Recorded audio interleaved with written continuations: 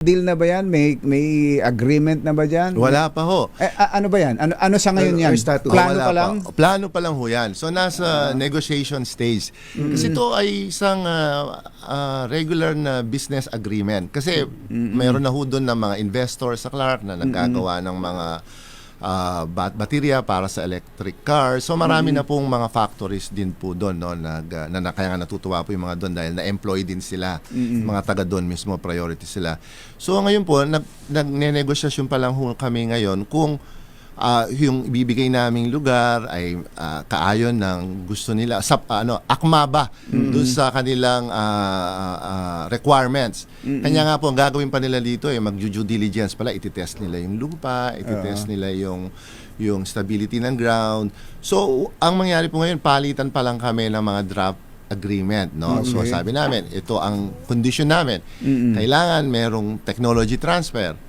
Kailangan ang mga requirements dito, susunod kayo sa compliance ng Philippine laws, saka sa mga design standards and guidelines. In fairness naman, nag-a-agree naman sila. Pero syempre, wala pa talaga yung definite na agreement, no? Nasa negotiation stage pa lang. So kailan po magkakaroon ng pag-uumpisa ng paghukay ng poste para sa poste?